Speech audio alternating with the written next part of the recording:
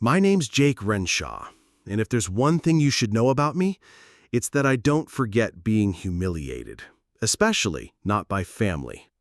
I grew up in Louisville, Kentucky, in a small two-bedroom house with my mom, dad, and older sister, Taylor. Taylor was always the golden child. Straight-A student, prom queen, business major, internship at a startup when she was 19, CEO by 27. My parents couldn't shut up about her. Meanwhile, I was the kid who got a GED at 20 and couldn't figure out what I wanted to do with my life. When I was 24, I hit rock bottom. I'd just gotten laid off from my third minimum wage job, my car broke down permanently, and I was 2 months behind on rent. I didn't want a handout, I wanted a shot. And I knew Taylor ran her own marketing firm in Cincinnati. 40 employees, swanky downtown office, branded water bottles and everything. So I swallowed my pride and reached out. I called her. She didn't answer. I texted her. No reply. So I just showed up. I took a Greyhound bus and waited in the lobby of her office for 2 hours until her assistant finally let me in. She looked annoyed before I even opened my mouth. I told her I wasn't asking for charity, just an entry-level shot. Intern. Anything. She laughed. Literally laughed. Jake, this is a competitive business. You think I'm just going to plug you into a company I've spent 10 years building because we share DNA? No, you're not qualified. I tried to explain I'd been teaching myself design, learning SEO on the side, building mock campaigns just to get better. But she shut me down with a cold smile at a sip of her almond milk latte. If you want to succeed, she said, maybe stop looking for shortcuts. I left that office humiliated, but also lit up inside. Something in me cracked open. I didn't want her pity, but I sure as hell didn't want her smugness. I promised myself that day I'd build something that would make her regret ever treating me like I was beneath her. I started freelancing. Fiverr gigs, Upwork projects, logo design for $20 a pop. I lived off frozen burritos and dollar store instant coffee. Every dollar I earned went into learning, books, courses, YouTube tutorials. I taught myself everything: branding, PPC, conversion funnels, email sequences, cold email scraping. I didn't sleep much, but I started making money, real money, enough to move out of my crummy apartment and rent a co-working space. A year later, I launched my own boutique agency. 2 clients became 5, 5 became 20. I specialized in helping local e-commerce brands scale, and I got damn good at it. Within 3 years, I had 12 full-time employees, and we were clearing mid-6 figures. But I didn't post about it. I didn't talk to Taylor. She probably thought I was still flipping burgers somewhere. I preferred it that way. But then, one day, a private equity contact I'd worked with reached out. He was looking into buying a small marketing firm that was struggling. I almost ignored the name when he sent the deck. Almost. But then I read it again. Renshaw Creative Group. Taylor's company, the one she built from scratch. Apparently, they'd lost 2 major clients in a row, and her leadership was under review. That moment hit me like a freight train. The same sister who once told me I'd never be good enough now had her company listed as a distressed asset, and I had the means and the connections to take it. Quietly, legally, fully. I didn't respond right away. I stared at that screen for what felt like hours. Part of me wanted to walk away, be the bigger man. But the other part, the part she kicked down in that office lobby years ago, wanted justice. Not revenge, justice. I wrote back, I'm interested. Can we schedule a call? When the acquisition talks began, I made sure to stay in the shadows. I had a trusted business attorney act as the lead negotiator, and we formed a shell company called Lancer Holdings to handle the deal. Taylor would never trace it back to me. Not yet. The due diligence revealed everything. 2 major contracts terminated early, employee morale at an all-time low, and her executive team quietly shopping resumes around town. My sister had grown complacent. She stopped innovating, stopped adapting. She'd become the kind of boss she used to hate, rigid, ego-driven, blind to change. It was strange seeing her name on all those reports.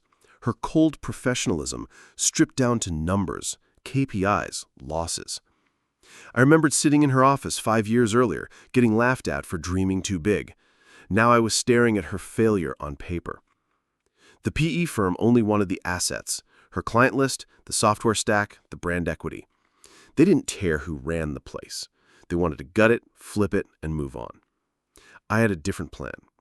I wanted to take it from the inside out. Keep the team, rebuild the culture, and run it better than she ever could. After a month of back and forth, they accepted the offer. It wasn't cheap, but I had the funds. It was official. I owned Renshaw Creative Group. And Taylor? She had no idea. She thought the new owners were some faceless investors from Chicago. She was kept on during the transition period, which was exactly what I wanted. I didn't just want to take the business. I wanted to see what she was like when the power started slipping. I began flying in under the radar. Quiet meetings with department heads. Anonymous feedback sessions. Taylor hated the new shadow leadership, complaining constantly about lack of transparency. I watched as her control unraveled, one passive-aggressive email at a time. She didn't know I was pulling the strings, yet, but it was coming. One afternoon, I walked into the building under a different name. Jacob Lane, a strategic consultant hired by the board. It was a test. I wore a suit, grew out a beard, and used my middle name. She didn't recognize me at first. It had been years. But the second her eyes narrowed and she asked, "Do I know you from somewhere?" I felt it, the panic. "We've never met," I said smoothly, "but I've studied your work." She tried to act polite, but I could tell she hated me, or at least hated the version of me she thought I was, some smug outsider evaluating her life's work. I spent the next few weeks inside the company, watching closely. I saw how she talked down to junior staff, ignored feedback, protected underperforming VPs she liked, and belittled anyone with a new idea. The company's failure wasn't bad luck. It was her ego. One of the designers, a sharp young guy named Eli, said to me in a one-on-one, "She doesn't even know what we do anymore. She just shows up late, yells about KPIs, and leaves." I asked him what he'd do differently, and he had a list. Good ideas, smart stuff. That's when I knew I was going to gut the management layer and promote the people actually doing the work. But first, the reveal. It was almost poetic. The board scheduled a company-wide meeting to introduce the new ownership and transition plan. Taylor was told she'd be stepping down, effective immediately. She thought she was about to meet the new CEO. She was. The meeting was packed, every employee on Zoom or in the room. I walked up to the front, took off my blazer, and said, "Some of you might remember me. My name's Jake Renshaw." A ripple went through the room. Taylor's face turned ghost white. 5 years ago, I sat in the lobby of this very building and was told I wasn't good enough to be part of this company. Today, I own it. Silence. Her jaw tightened. I could see it, the pure disbelief. I wasn't finished. "I'm not here for revenge," I said calmly. "I'm here to rebuild this place from the ground up. The era of Renshaw Creative being run by fear and favoritism is over." Taylor stood up. "You can't do this," she said, her voice shaking. "You think you can just walk in and—" "I already have," I cut in. "HR has your exit paperwork ready. Security will escort you out." And just like that, my sister, the one who laughed in my face, told me I'd never be anything, was walking out of her own company in silence while everyone watched. That was the moment I realized this wasn't just about taking something back. It was about proving to myself I never needed her approval. And now, she needed mine. The fallout was immediate. Taylor wasn't someone who could take a hit quietly. Within 48 hours of her forced resignation, I received notice from her attorney. She was suing for wrongful termination, breach of fiduciary duty, defamation, and emotional distress. Classic shotgun lawsuit. File everything, hope something sticks. What she didn't know was that I had anticipated every move. My legal team had compiled months of internal documentation, including staff complaints, HR violations, and even a recording of her berating a project manager in a way that would have gone viral if it hit the internet. We had her dead to rights. The lawsuit went nowhere. She withdrew it quietly before discovery even began. But what shocked me most wasn't her attempt to claw back control, it was her desperation. She showed up at the office building one morning, standing at the reception desk, demanding to speak with someone in charge. Security had to walk her out. She screamed, "This was mine! This was supposed to be mine forever!" as she was escorted through the lobby. Staff filmed it. Some even cheered. I didn't gloat. I watched from the security feed in my new office, arms crossed, face calm. I'd waited years for that moment, and when it came, it wasn't satisfaction I felt. It was clarity. She didn't fall because I pushed her. She fell because she was standing on ego instead of ground. After she was gone, things changed fast. I restructured the leadership team completely, promoted talent that had been ignored, removed the old guard who had protected Taylor, and reinvested profits into training, innovation, and culture. Morale shot up. I walked the halls and saw people actually smiling, not faking it. One guy in accounting pulled me aside and said, "I've been here 8 years. This is the first time I feel like we matter."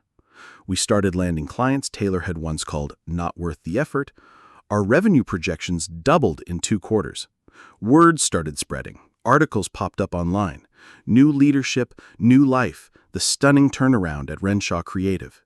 Forbes reached out for an interview. I agreed. When it went live, the headline couldn't have been more perfect. From rejected applicant to CEO, how Jake Renshaw took over the company that shut him out. They asked about the previous leadership, but I declined to name her. Let her disappear. That silence was louder than any insult. Still, Taylor couldn't stay quiet. A week after the article dropped, I got a LinkedIn message from her. One line, "You're a monster."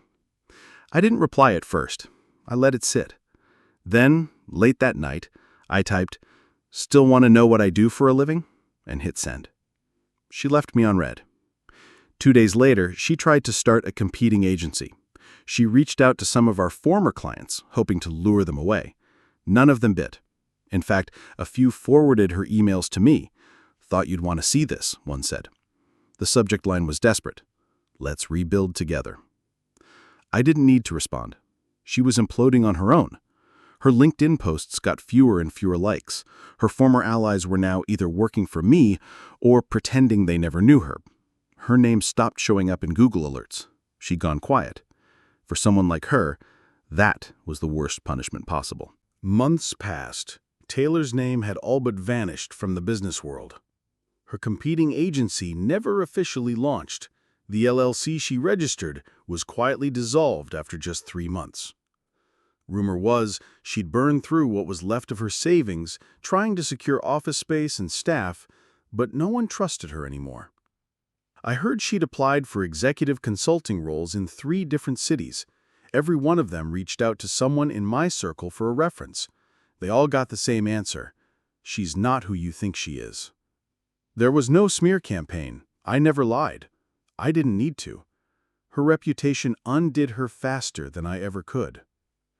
Meanwhile, Renshaw Creative was growing beyond anything we'd imagined.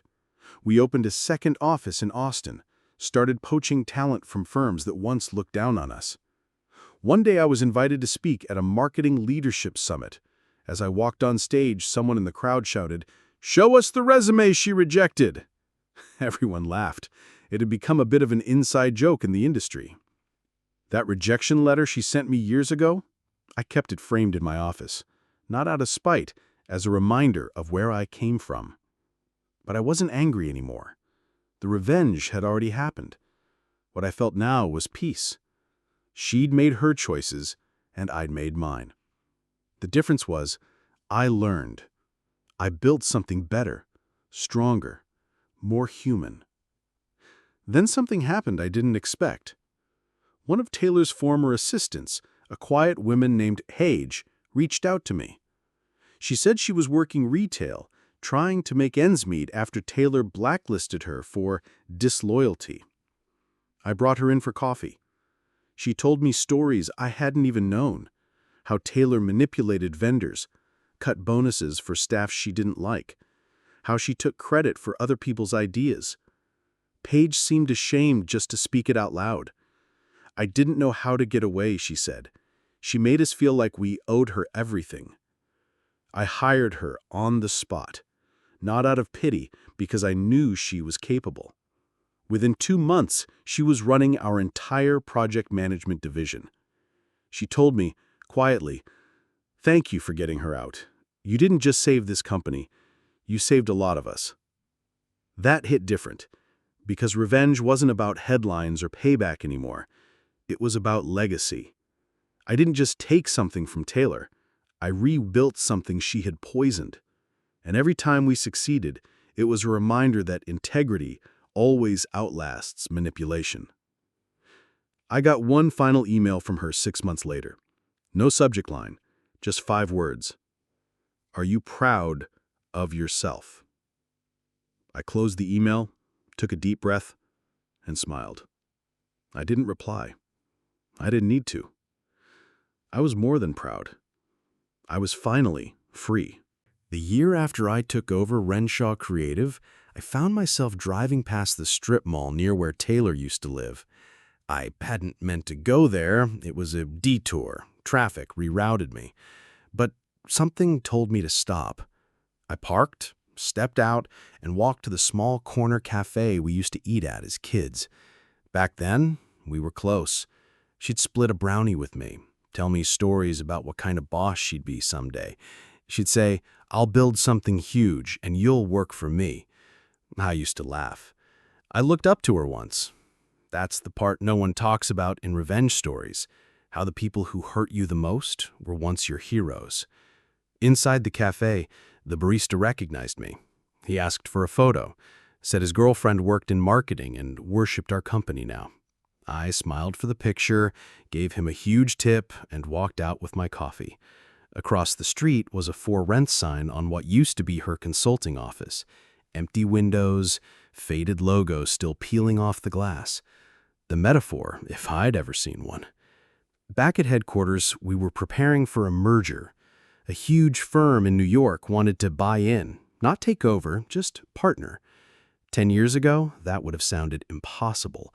Now, I was the one they were courting. I looked at the nameplate on my desk. Jake Renshaw, CEO. Still sounded surreal. That night, I pulled out a box from the back of my closet. In it, old photos, the original rejection letter, and a childhood drawing of me and Taylor standing in front of a tall building labeled Our Company. I stared at it for a long time. I didn't cry. I didn't get angry. I just felt closure. She'd made choices. I had too. Mine were hard. They took longer. But they led somewhere solid, somewhere real. People sometimes ask me if I feel bad, if I regret dismantling what she built. The truth? I didn't dismantle it. I revealed what it was built on: ego, fear, control. The foundation was already cracked. I just pulled away the facade. What I built afterward, that's what matters. One morning, I was walking through the new wing of our office when I heard 2 interns whispering. One said, "Did you know his own sister tried to keep him out of the company?" The other replied, "Yeah, and now look at him. Freaking legend." I didn't stop them, just kept walking. Let the story grow on its own. The truth has a funny way of catching up with people. Slowly, steadily, relentlessly. And when it does, it doesn't need to shout. It just stands there, unshaken. I didn't destroy my sister. She did that herself. All I did was survive her. And then I built something better.